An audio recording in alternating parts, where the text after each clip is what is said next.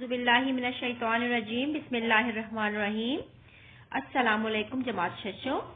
اسلامیت میں ہم سبق طہارت پڑھ رہے تھے اور طہارت میں ہم نے کیا کیا چیزیں کر لی تھی. جی نجاست کی اقسام ان کو سمجھ لیا, تیمم بھی ہم نے سمجھ لیا ہے تیمم کے بارے میں. اب ہم آ جاتے ہیں نواقض وضو کی طرف. ٹھیک ہے, جو کہ ہمارا رہ گیا تھا اس کو ہم پورا کر لیتے ہیں. تو بتائیے نواقض وضو کیا ہے.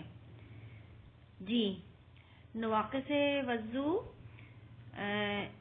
کہنا چاہیے کہ جن باتوں سے وضو ختم ہو جاتا ہے وہ نواقض وضو کہلاتی ہیں. پاکیز حاصل کرنے اور پاک رہنے کے لیے ان نواقض وضو کا علم ہونا ضروری ہے. اب ہم دیکھ لیتے ہیں کہ نواقض وضو کی کتنی اقسام ہے. جی ہمارے سامنے نواقض وضو کی 2 اقسام آ رہی ہیں کہ ایک تو وہ چیزیں جو جسم سے خارج ہو. ٹھیک ہے, دوسری جو قسم ہے وہ یہ ہے کہ وہ حالات جو آدمی پر طاری ہوں. اب ہم ان کے بارے میں مزید تفصیل جانیں گے کہ ان دونوں کی میں کیا کیا چیزیں ہیں. اس کو آپ ذرا غور سے پڑھیے. آپ کے سامنے ایک آ رہی عبارت لکھی ہوئی ہے, کچھ نکات آ رہے ہیں سامنے لکھے ہوئے. ان نکات کو پڑھیے.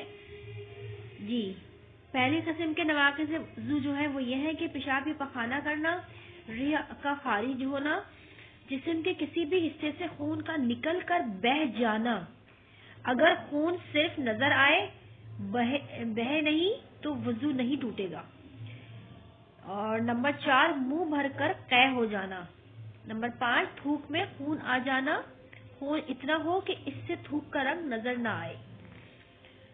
اچھا دوسری قسم کے نواقض وضو کیا ہے ان کو بھی دیکھ لیتے ہیں. اس کو پڑھیے, آپ کے سامنے 3 نکات ہیں. جی لیٹ کر یا ٹیک لگا کر سو جانا, نماز کے دوران قہقہا مار کر ہنسنا کہ واضح آواز سنائی دے, کسی بھی وجہ سے بے ہوش ہو جانا. تو ان تمام چیزوں سے جن سے وضو ٹوٹتا ہے تیمم بھی ٹوٹ جاتا ہے. اس بات کا ہمیں خیال رکھنا ہے کہ جو ہم نے بھی پڑھے ہیں چیزیں جن سے وضو ٹوٹ رہا ہے تو ان سے تیمم بھی ٹوٹ جاتا ہے. اس کے علاوہ جس عذر کی وجہ سے تیمم کیا تھا وہ عذر ختم ہوتے ہی تیمم خود بخود ختم ہو جاتا ہے اور وضو کرنا ضروری ہو جاتا ہے. ٹھیک ہے. اچھا ایک وضو سے کئی نمازیں پڑھی جا سکتی ہیں جبکہ عذر موجود ہونے کے باوجود ہر نماز کے لیے نیا تیمم کرنا ضروری ہوتا ہے. ٹھیک, اب آ جاتے ہیں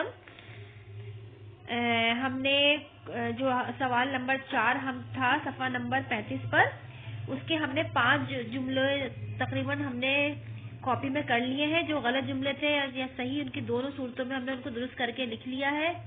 تو اب مزید 6ٹھا جملہ ہم دیکھ لیتے ہیں جو میں نے آپ کو نمبرنگ کروائی تھی. جی جو اسٹار بنے ہوئے ہیں 1 2 3 4 5 6 اس طرح سے آپ نے نمبرنگ کی تھی. اور 5 کے بعد ہم 6ٹھا دیکھ لیتے ہیں. ناہید وضو کر کے فجر کی اذان کا انتظار کر رہی تھی کہ 2 منٹ کے لیے اس کی آنکھ لگ گئی. اتنے میں اذان کی آواز آئی اور اس نے اٹھ کر نماز ادا کر لی. تو اس نے صحیح کیا کہ غلط کیا؟ جی اس نے غلط کیا, کیونکہ ناہید نے غلط کیا کیونکہ آنکھ لگ جانے کی صورت میں اس کا وضو ٹوٹ گیا تھا. آپ نے اس جملے کو صحیح کر کے کاپی میں لکھنا ہے. کیا لکھیں گے؟ ناہید نے غلط کیا کیونکہ آنکھ لگ جانے کی صورت میں اس کا وضو ٹوٹ گیا تھا. نمبر 7 پڑھ لیتے ہیں. عامر دیوار میں کیل ٹھوک رہا تھا کہ کیل کی نوک چبھنے سے اس کے خون نکل آیا, لیکن اس نے ظہر کے لیے کیے گئے وضو سے اثر بھی پڑھ لی. جی اس نے کیا کیا, صحیح کیا غلط کیا؟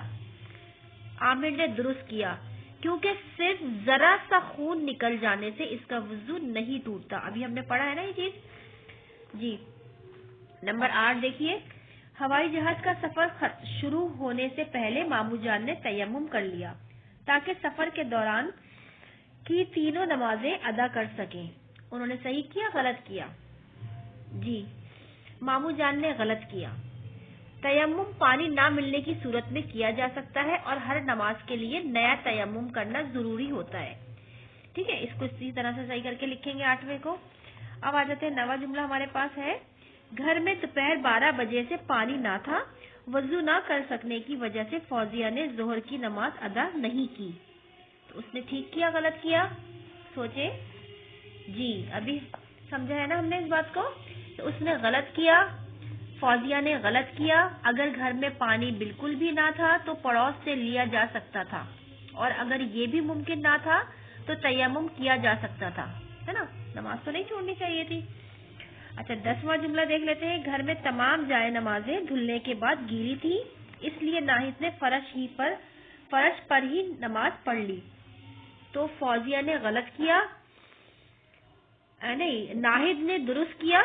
پاک زمین پر نماز پڑھی جا سکتی ہے، ٹھیک ہے؟ تو امید ہے آپ کو اچھے سے سمجھ میں آ گیا ہوگا۔ یہ مزید 5 جملے جو غلط ہے یا درست ہے ان کی دونوں صورتوں میں آپ کی وضاحت کر دی گئی ہے، تو آپ اس کو صفائی کے ساتھ کاپی میں لکھ لیجئے گا، ٹھیک ہے؟ اب آئندہ کلاس میں ملاقات ہوگی۔ اللہ حافظ۔